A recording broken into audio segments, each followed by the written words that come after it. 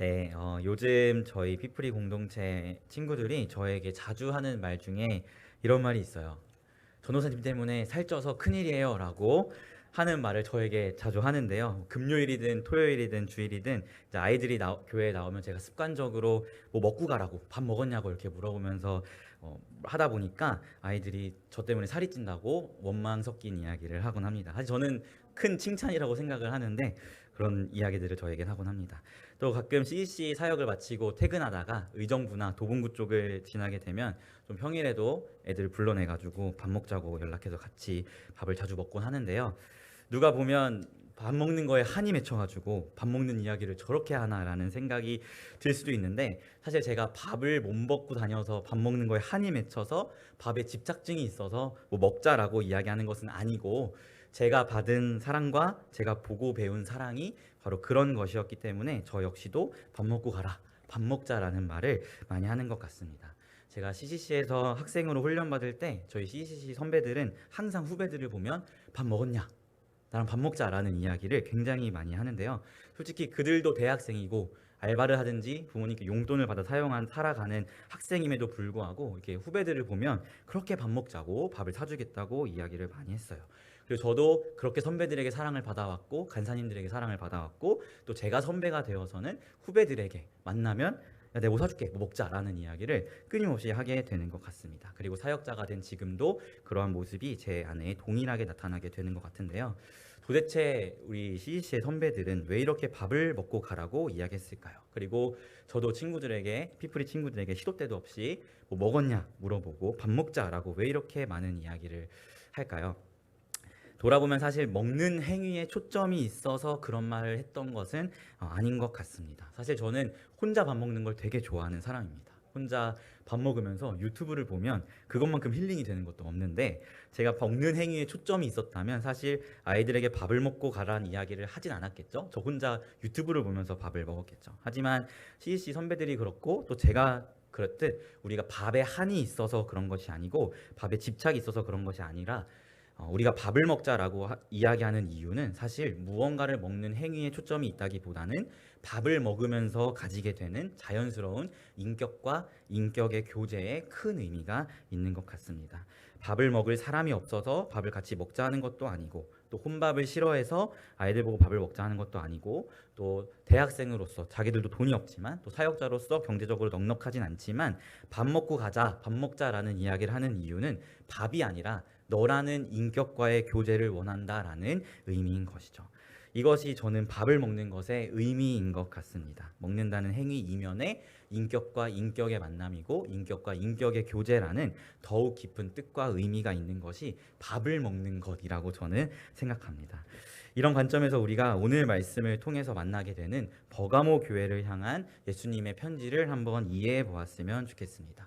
우리 피프리 공동체는 세대통합 예배 때 계속해서 요한계시록에 나와 있는 7개의 편지를 다루면서 말씀을 살펴보고 있는데요. 지난달까지는 에베소 그리고 서머나 교회를 향한 편지를 살펴보았고, 오늘은 세 번째 편지인 버가모 교회를 향한 편지입니다. 제가 계속해서 말씀드리지만 초대 7교회의 그 7이라는 숫자를 통해서, 특별히 완전하고도 충만한 숫자를 통해서 이 편지는 그 7교회를 향한 편지만이 아니라 예수님 재림하실 때까지의 모든 교회를 향한 예수 그리스도의 편지임을 말씀드렸습니다. 즉 오늘 우리가 살펴볼 말씀도 우리 피플스 교회를 향한 예수님의 말씀이라는 것을 기억하면서 우리 같이 한번 살펴보았으면 좋겠어요. 오늘 말씀을 보면 이제 버가모 지역에 대해서 예수님께서 다음과 같이 말씀하십니다. 13절을 보니까 이렇게 이야기하세요. 내가 어디에 사는지를 내가 아노니 거기는 사탄의 권자가 있는 데라 라고 예수님이 말씀하십니다. 버가모 지역을 예수님께서는 사탄의 권자가 있는 곳이라고 부르시고 있는데, 이렇게 부르시는 이유가 사실은 있어요. 버가모 지역은 소아시아 지역 중에서 최초로 황제 숭배를 위한 신전을 세웠고, 이 신전을 향해서 아데미 신전이라고 이름을 붙인 최초의 도시였습니다. 그리고 그 외에도 수많은 이방 신전들을 세워서 온갖 우상들을 숭배했던 곳이 바로 버가모 지역이었어요. 그렇기 때문에 예수님께서는 이 버가모 지역을 향해서 그곳은 사탄의 권자가 있는 곳이다라고 부르고 계신 것이죠. 이러한 사탄의 권자 위에 하나님의 교회인 버가모 교회가 서 있는 것입니다. 이러한 상황 속에서 버가모 교회는 예수께 책망을 받을 것들이 있는데요. 한번 14, 15절 말씀을 같이 읽어보았으면 좋겠습니다. 14절 15절 같이 읽도록 하겠습니다. 시작. 그러나 내게 두어 가지 책망할 것이 있나니 거기 내게 발람의 교훈을 지키는 자들이 있도다. 발람이 발락을 가르쳐 이스라엘 자손 앞에 걸림돌을 놓아 우상의 제물을 먹게 하였고 또 행음하게 하였느니라. 이와 같이 내게도 니골라 당의 교훈을 지키는 자들이 있도다. 아멘. 니골라 당과 발람의 집단은 유사한 집단으로 이해하시면 됩니다. 니골라라는 이름은 사람들을 이기는 자라는 의미를 가지고 있고, 발람은 사람들에게서 빼앗고 지배하는 자라는 의미를 가지고 있기 때문에 비슷한 집단이라고 이해를 하시면 좋을 것 같아요.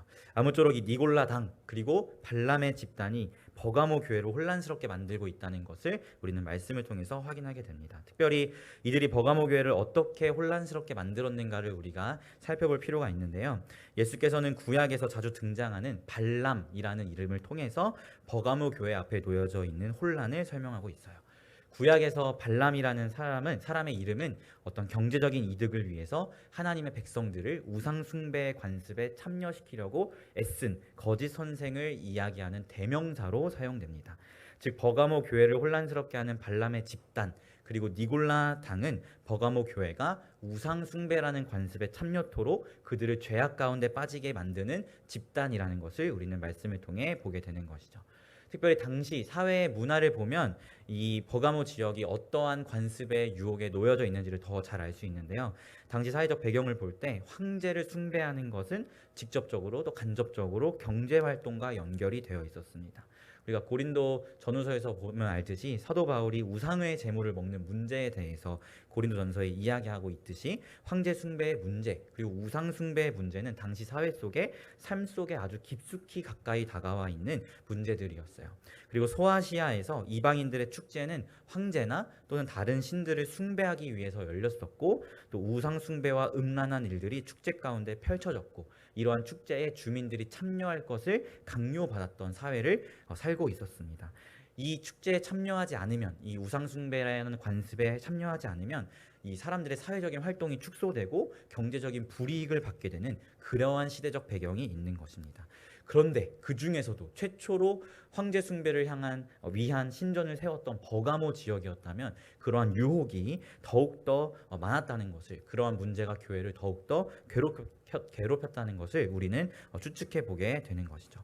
버가모 교회는 이러한 문제들 속에 놓여져 있었던 거예요. 우리가 단순히 광화문에서 퀴어 축제, 동성애 축제를 할 때 우리가 별로 신경을 안 쓰고 가지 않잖아요. 그 정도 안 가는 것이 아니라 거기에 가지 않으면 우리의 사회적인 지위와 경제적인 모든 것들에 어려움이 닥쳐오는 그러한 삶에 아주 깊숙이 우상 숭배가 연결되어 있는 그러한 상황 가운데 버가모 교회가 놓여져 있었다는 것이죠.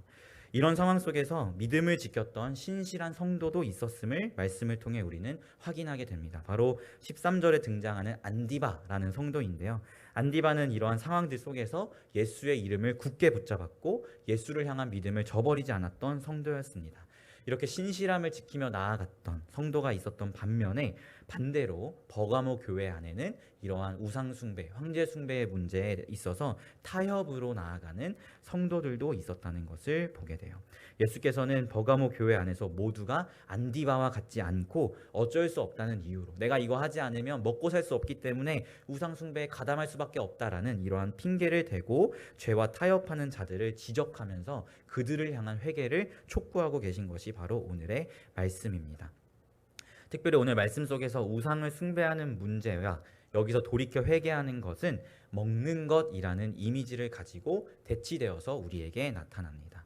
버가모 교회는 우상의 제물을 먹으며 발람의 교훈을 따르는 자들이었어요.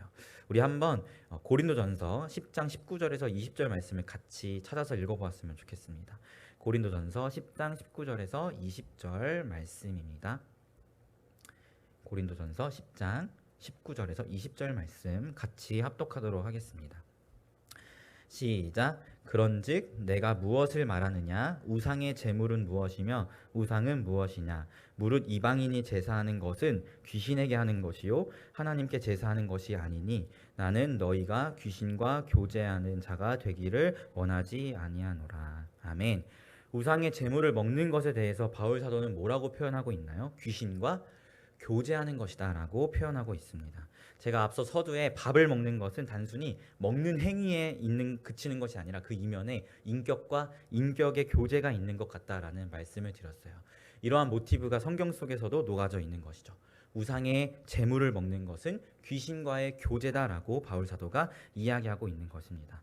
버가모 교회 안에 우상의 제물을 먹는 것, 이것을 타협하며 나아가는 것은 단순히 먹는 문제에 그치는 것이 아니라 귀신과의 교제, 그 우상의 제물이 바쳐진 그 어떠한 것과의 교제를 하게 되는 이러한 의미가 내포되어 있는 것이죠.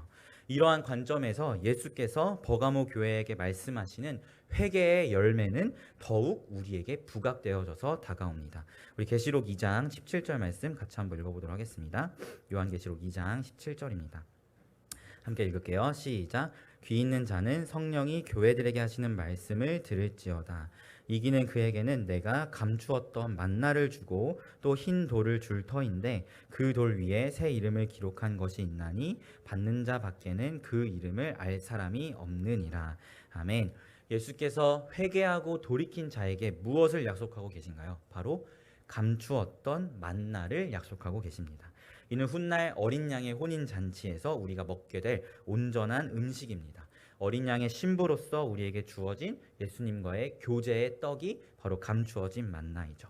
그리고 예수님께서는 이 구약의 이스라엘이 먹었던 만나가 자신의 살로, 자신의 몸으로 대치되었다는 사실을 오병이어의 기적을 통해서 밝히 말씀하셨고, 이 감추어진 만나가 우리에게 구원의 선물로 허락된 것입니다. 즉, 이 감추어진 만나의 진정한 의미는 예수 그리스도의 몸이고, 이는 곧 그리스도와의 교제를 의미하는 것입니다. 예수님께서 재림하셔서 하나님 나라를 완성하실 때 누리게 될 우리의 선물이며, 동시에 이 땅을 살아가는 우리에게 성찬이라는 성례로 허락하신 귀중한 음식이고, 그리스도와의 연합이고 그리스도와의 교제인 것이죠. 버가모 교회는 우상의 제물을 먹으며 귀신과의 교제로 나아갈 것인가, 아니면 타협하고 있는 모든 죄에서 돌이켜 주님의 살과 피를 먹고 마시며 그리스도와의 교제로 나아갈 것인가라는 도전과 권면 앞에 놓여져 있는 것입니다. 사랑하는 성도 여러분, 이 편지는 비단 버가모 교회를 향한 편지가 아니라 이 7이라는 완전하고도 충만한 숫자를 통해서 우리 교회를 향한 편지임을 말씀드렸습니다. 제가 특별히 설교의 제목을 뭐 먹을래? 라고 정했는데요. 오늘 이 시간 여러분을 향해서도 여쭙고 싶어요. 사랑하는 성도 여러분, 여러분은 무엇을 드시겠습니까? 여러분의 삶 속에서 외면하고 타협하고 있는 우상의 제물을 드시겠습니까? 아니면 하나님의 자녀로서 우리에게 허락하신 영생의 만나, 바로 그리스도의 살과 그리스도의 피를 먹고 마시겠습니까? 오늘날 우상숭배의 형태가 초대교회의 모습과는 같지 않죠. 하지만 우리가 알면서 외면하고 알면서 타협하는 수많은 죄악들은 역시나 영적인 간음이고 우상숭배와 다를 것이 없다는 사실은 모두가 동의할 것입니다. 사실 이 말씀을 전하고 있는 저조차도 자유할 수는 없는 것 같아요. 저도 죄의 문제에 있어서 또 타협하고 있는 부분들이 있고, 알면서도 계속해서 반복하여 짓고 있는 무수한 죄악들이 있기 때문이죠. 하지만 오늘 말씀을 통해서 예수님은 우리를 향해 회개를 촉구하시며 다시금 그리스도의 살과 그리스도의 피를 먹고 마시며 그리스도와의 깊은 교제로 나아올 것을 요청하고 계십니다. 그리고 이렇게 그리스도와의 깊은 교제로 나아오는 자는 결국 승리할 것이고, 이 승리의 때에 감추어진 만나가 우리에게 허락될 것을 말씀하고 있는 것입니다. 사랑하는 성도 여러분, 특별히 감추어진 만나와 더불어서 또 하나 우리에게 약속된 선물이 있는데, 바로 흰 돌과 그 위에 새겨진 새로운 이름입니다. 17절이 이야기하고 있는 이 흰 돌을 이해하려면 사실 유대인들의 관습을 우리가 이해해야 합니다. 유대인들은 누군가를 석방할 때 이 돌을 가지고 석방을 할 것인가 말 것인가라는 이 투표의 용도로 이 돌을 가지고 사용했는데요. 특별히 흰색 돌은 이러한 어떤 특별한 일이 있을 때 이 일을 내가 승인합니다라는 뜻으로 흰색 돌을 사용했다고 합니다. 즉, 이러한 관습에서 비추어 보았을 때 타협하는 모든 죄에서 돌이키는 자에게 약속된 흰색의 돌은 세상에서 황제 숭배를 거부한 자들, 그로 인해 세상에서 억압받고 세상에서 온갖 불이익과 핍박을 받은 자들로부터 예수께서 허락하시는 자유의 석방을 의미하는 것이고, 세상이 하나님의 자녀들에게 행한 모든 것을, 모든 불이익과 모든 불합리한 그 모든 것을 뒤집는 역전의 판결이 바로 이 흰색 돌이라는 것입니다. 그리고 이 흰색 돌 위에 새겨진 새 이름은 사실 요한계시록 3장 12절의 말씀을 축약해서 쓴 표현인데요. 결국 요약하자면 이 새 이름은 예수 그리스도라는 이름입니다. 즉 예수의 이름이 새겨진 흰 돌을 우리에게 약속하고 계신 것이죠. 이는 곧 예수의 이름이 세상의 모든 것을 뒤집는 역전의 판결을 내리며 하나님의 자녀들을 어린 양의 혼인잔치로 초대하시고 그 가운데 영원한 만나를 주실 것임을 말씀하고 계신 것입니다. 사랑하는 성도 여러분, 여러분에게 다시 한번 여쭤보고 싶어요. 여러분은 어떠한 것을 드시겠습니까? 세상의 가치를 따르며 세상의 문화와 타협하며 죄악 가운데 살아가는 우상의 재물을 드시겠습니까? 아니면 그리스도의 몸과 그리스도의 피를 먹고 마시며 그리스도와 교제하는 이러한 삶을 살아가시겠습니까? 어쩌면 우상의 재물을 드신다면 이 세상 가운데서 손해보지 않고 오히려 떵떵거리면서 나름대로 잘 먹고 잘 살 수 있을지 모르겠습니다. 하지만 이들에게는 예수의 이름으로 말미암는 역전의 판결과 감추어진 만나가 약속되어 있지는 않죠. 하지만 반면에 그리스도의 살과 그리스도의 피를 먹고 마시며 예수와 교제함으로 나아가는 자는 이 세상에서 그 믿음 때문에 안디바처럼 어쩌면 손해를 보고 또는 피해를 보는 바보 같은 삶으로 보일 수도 있을 것 같아요. 하지만 이들에게는 예수의 이름이 주어지며 모든 것을 뒤집는 하나님의 역전의 판결이 약속되어져 있고 영생의 만나가 허락되어져 있습니다. 여러분은 무엇을 드시겠습니까? 저는 굉장히 이성적인 사람이어서 사실 제가 봤을 때, 이성적으로 봤을 때 세상에서 잘 먹고 잘 사는 게 더 중요한 것 같아요. 그 죄인인 저의 이성이 봤을 때 세상에서 잘 먹고 잘 살면 좋지, 뭐 좀 타협하면 어떤가, 이런 생각이 들기도 합니다. 저는 이러한 이성을 죄인의 이성이라고 부르고 싶습니다. 그런데요, 정말 이성적인 사람인 제가 봐도 좀 타협하면서 이 세상에서 잘 먹고 잘 살면 좋을 것 같고 그게 맞아 보이는데, 그럼에도 불구하고 눈에 보이는 세상의 가치보다 눈에 보이지 않는 이 영원한 가치, 감추어진 만나, 하나님이 허락하실 예수 그리스도라는 그 이름에 우리의 삶을 드려지고 싶고 그렇게 살아가고 싶은 그런 마음이 계속해서 내 안에 솟구치는 것은 우리가 죄인의 이성을 뛰어넘는 구원받은 이성을 가지고 있기 때문이라는 생각이 듭니다. 세상이 보았을 때 미련해 보이고 전혀 이해되지 않는 삶의 모습이 어쩌면 그리스도인의 삶일 수 있겠습니다. 하지만 그러한 미련한 삶의 모습으로 한 걸음 한 걸음 걸어가게 되며 오히려 미련해 보이는 이러한 삶들을 소망하게 되는 것은 우리에게 이미 예수 그리스도라는 새로운 이름이 허락된 구원받은 이성을 가진 하나님의 자녀이기 때문이라는 사실을 우리가 기억하였으면 좋겠습니다. 사랑하는 성도 여러분, 죽을 힘을 다해 예수님과 교제하는 것에 힘쓰며 나아갑시다. 결국 죄와 타협하지 않고 안디바와 같이 믿음을 지킬 수 있는 힘은 그리스도 예수와의 깊은 교제로 말미암는다는 것을 기억하며 나아갑시다. 예수님께서 우리에게 당신의 살과 피라는 이 영생의 만나를 이미 주셨으며 이를 통해 우리의 구원은 시작되었고 이 믿음의 여정의 끝에서 예수께서는 우리에게 감추어진 만나, 주님의 이름이 적혀진 흰돌을 주시며 우리의 모든 구원을 완성하실 것입니다. 하나님의 말씀 앞에 나아가는 것을 사모하십시오. 그리고 하나님께 기도하는 시간을 매일매일 반드시 가지며 나아가시길 부탁드립니다. 그리고 그 속에서 하나님과 교제함, 하나님과의 교제함에서 오는 그 달콤함의 깊이를 여러분이 누리며 나아가셨으면 좋겠어요.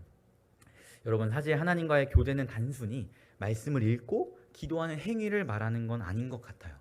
하나님께서 살아계셔서 우리의 삶과 인생 가운데 깊숙이 말씀하심으로 다가오십니다. 사실 이거는 제가 여러분에게 강한 확신을 가지고 말씀드릴 수 있을 것 같아요. 이 이야기만 드리고 말씀을 마무리하도록 할게요.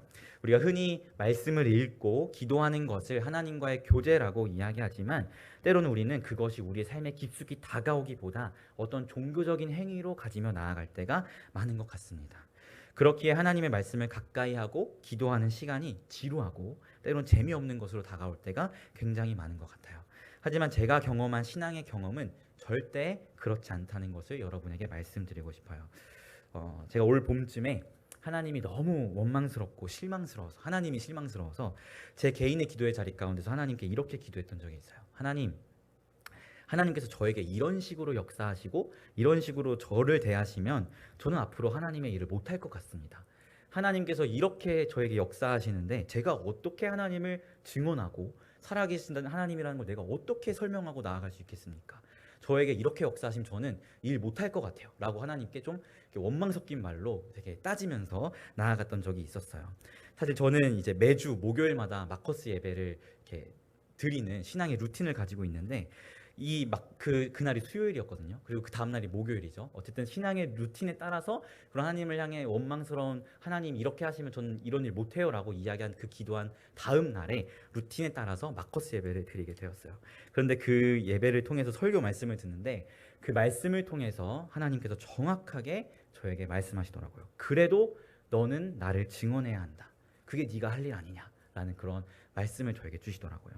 어떤 하나님의 신비한 음성이 제 귓가에 들렸다는 것을 말씀드리는 게 아닙니다. 하나님께서 우리에게 허락하신 이 기록된 말씀을 묵상하는 가운데 또 이 기록된 말씀을 선포하는 말씀 사역자들을 통해서 하나님은 우리에게 말씀하시며 우리의 삶의 순간순간을 이끌어 가신다는 것을 여러분에게 말씀드리는 거예요. 이러한 일은 비단 한 번뿐만의 일이 아니라 정말 순간순간 기도와 말씀으로 나아가는 저의 삶 가운데 하나님께서 역사하세요. 사실 오늘 박찬 선교사님께서 나사로의 말씀을 하셨는데 제가 가지고 있는 여러 가지 삶의 어려움과 고민들 가운데 한 3월 달쯤에 하나님이 저에게 큐티 가운데 주신 말씀이 나사로의 부활에 대한 말씀이었어요. 그리고 그 말씀을 붙잡고 지금까지 계속 나아오다가 요 몇 주 너무 곧 삶의 무게가 때로는 힘들고 어려운 일들이 개인적인 어려움들이 있잖아요. 그런 걸로 인해서 막 하나님 못하겠습니다라고 이야기할 때 사실 하나님께서 계속해서 그때 주셨던 그 나사로의 말씀을 생각나게 하셨거든요. 근데 결국에 그럼에도 불구하고 아닌 것 같은데요, 못하겠는데요라고 생각을 하고 있는데 딱 오늘 하나님께서 그 말씀 사역자를 통해서 나사로의 말씀을 주시며 버텨라라는 그런 말씀을 또 한 번 저에게 주심을 경험하게 되는 것 같아요. 사실 저는 이러한 하나님과의 교제에서 오는 달콤함을 여러분이 깊이 누리셨으면 좋겠어요. 우리는 기도로 하나님께 때로는 원망과 때로는 나의 아픔과 때로는 감사와 이런 고백들을 하나님께 드리며 나아가고 하나님께서는 분명하게 기록된 말씀을 통해서 여러분이 묵상을 하는 가운데 또는 말씀 사역자를 통해서 말씀하고 계시다는 것을 여러분이 기억하면서 이 하나님과의 깊이 있는 교제를 여러분이 사모하게 되셨으면 좋겠습니다. 이것을 경험한다면 하나님과의 교제가 얼마나 달콤한 것인지 여러분은 알 수 있을 것입니다. 자연스럽게 이것이 너무 달콤하기 때문에 하나님께 기도하게 되고 하나님은 도대체 뭐라 말씀하실까 그 말씀 앞으로 나아갈 수밖에 없게 될 것입니다. 그렇다고 해서 제가 매일같이 성령 충만하게 살아가냐? 그렇지 않습니다. 여전히 부족하고 오늘도 넘어지고 무너지는 부족한 모습을 보입니다. 하지만 무너져 있는 그 순간에도 하나님은 저에게 말씀의 자리로 이끌어 가시며 말씀을 통해 다시금 저를 일으키시고 끝까지 저를 끌고 가신다는 것을 경험하게 됩니다. 사랑하는 성도 여러분, 우리에게 허락된 영생의 만나 그리스도의 살과 피를 먹고 마시며 그리스도와의 교제에 힘쓰며 나아가는 여러분이 되셨으면 좋겠습니다. 매일의 큐티의 자리를 사모하시고 예배의 자리를 사모하시고 또 개인의 자리에서 기도하기를 힘쓰시면서 하나님과의 깊은 교제로 나아가셨으면 좋겠습니다. 이 하나님과의 교제가 우리가 죄와 싸워 이길 수 있는 힘이며 주님 다시 오실 날까지 우리의 믿음을 지켜나갈 유일한 비결입니다. 이러한 은혜가 우리 교회 가운데 넘쳐나서 우리 교회 모든 성도님들이 안디바와 같은 하나님께서 칭찬받는 성도님들이 되시기를 예수님의 이름으로 소망합니다. 아멘. 우리 같이 찬양하였으면 좋겠어요. 우리 다시 일어나 라는 찬양 같이 고백하였으면 좋겠습니다. 네, 조금은 생소하고 어려운 찬양일 수 있는데요. 우리 같이 가사 한 구절 한 구절 묵상하며 찬양했으면 좋겠고 우리 하연이를 위한 기도회는 주기도문까지 하고 같이 이어서 진행하도록 하겠습니다. 함께 고백할까요? 나는 내 마음의 복음이 흥했던 곳에서 다시 아버지를 만나고 주님 내 마음의 연약한 눈물의 끝에서 또 나를 반겨주시네. 작다 생각했던 그의 부르심 다시 나를 회복해 하시네. 다시 일어나 주를 예배함이 내 모든 기쁨이 되리. 그의 기쁨 되어 삶의 모든 순간을 주께 다 내어드리. 다시 한번 고백해 볼까요? 나는 내 마음에 복음이 흥했던 곳에서 다시 아버지를 만나고, 주님 내 마음의 연약한 눈물의 끝에서 또 나를 반겨주시네. 작다 생각했던 그의 부르심 다시 나를 회복해 하시네. 다시 일어나 주를 예배함이 내 모든 기쁨이 되리. 주의 기쁨 되어 삶의 모든 순간을 주께 다 내어드리. 다시 일어나 주를 예배함이 일어나 주를 예배함이 내 모든 기쁨이 되리. 주의 기쁨 되어 삶의 모든 순간을 주께 다 내어드리리. 사랑하는 성도 여러분, 오늘 버가모 교회를 향한 이 말씀은 우리 교회를 향한 말씀임을 기억하였으면 좋겠습니다. 오늘 예수께서 버가모 교회를 향해 또 우리 교회를 향해 말씀하십니다. 지금 싸우고 있는 죄와 타협하며 여전히 우상의 제물을 먹으며 귀신과의 교제로 나아갈 것인가? 아니면 그리스도께서 우리에게 허락하신 그리스도의 살과 그분의 피를 먹고 마시며 예수 그리스도와 교제함으로 나아갈 것인가? 이 두 가지의 질문 앞에 우리가 하나님께 대답하며 나아가였으면 좋겠습니다. 그리고 특별히 우리가 그리스도 예수와의 교제를 사모하며 나아가는 우리가 되었으면 좋겠습니다. 예수님과의 교제만이 이 험난한 세상을 이길 수 있는 유일한 승리의 비결이며, 우리는 기도로 하나님께 우리의 모든 삶에 대해서, 우리의 모든 것들에 대해서 아뢰고 기록된 말씀을 통하여 하나님께서 우리에게 응답하신다는 사실을 기억하면서, 하나님, 우리가 비상적인 종교 생활을 하는 것이 아니라 진정 어린 그리스도와의 교제로 나아가기를 소망합니다. 하나님과 교제하는 것이 얼마나 달콤한 것인지 우리가 깨달을 수 있도록 인도하시고, 우리가 주님과의 교제함으로 인하여 죄와 싸워 승리하고 이 험한 세상을 승리로 나아가며 먼 훗날 주님 재림하실 때 허락하시 영생의 만나를 누리며 나아가는 우리 교회가 될 수 있도록 인도해달라고 지금 함께 전심으로 기도하며 나아가도록 하겠습니다. 기도하며 나아가겠습니다. 하나님 아버지, 그렇습니다. 오늘 버가모 교회를 향해서, 우리 교회를 향해서 주님께서 주신 말씀, 우리가 여전히 타협하고 있고 우리가 여전히 무너지고 있는 그 죄와 타협하며 우상의 제물을 먹을 것인가, 아니면 그리스도의 살과 그리스도의 피를 먹고 마시며 그리스도와의 교제로 나아가는 삶을 살아갈 것인가. 아버지, 이 두 가지의 질문을 우리에게 던지심을 우리가 말씀을 통하여 확인하게 되었습니다. 아버지, 우리 교회가 그리스도의 살과 그리스도의 피를 먹고 마시며 주님과 교제하는, 주님과 함께 걸어가는 그러한 교회가 되기를 소망합니다. 하나님, 우리가 주어진 삶의 현장 가운데에서 하나님께 기도하고 또 하나님의 말씀을 가까이하며 주님과의 깊이 있는 교제로 나아갈 수 있도록 주님 인도하여 주십시오. 우리가 말씀을 읽고 우리가 기도하는 것이 그저 종교적인 행위로 나아가는 것이 아니라 우리가 하나님과의 교제함으로 이것들을 행한다는 것을 기억하였으면 좋겠습니다. 아버지, 우리가 이 자식들을 망각하지 아니하게 하여 주시고, 특별히 저에게 역사하셨듯 우리가 기도함으로 하나님께 나아갈 때에 기록된 말씀을 통하여서 우리에게 말씀하시는 하나님을 우리 교회 모든 성도님들이 경험할 수 있도록 하나님 인도하여 주십시오.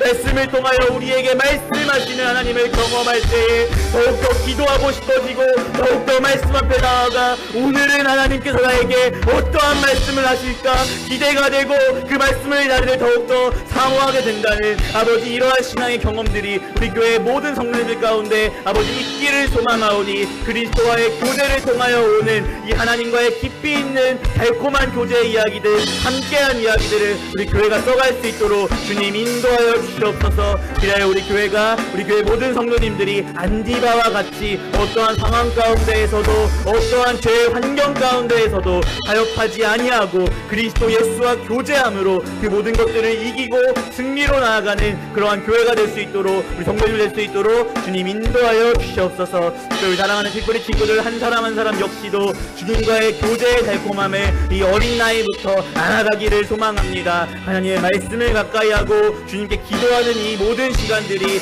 달콤한 시간 다가올 수 있도록 인도하시고, 하나님과의 깊이 있는 교제로 나아갈 수 있도록 주님 인도하여 주시옵소서. 함께 찬양하겠습니다. 다시 일어나 주를 예배하니 내 모든 기쁨이 되리.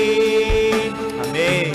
주의 기쁨 되어 삶의 모든 순간을 주께 다 내어 드리. 같이 일어나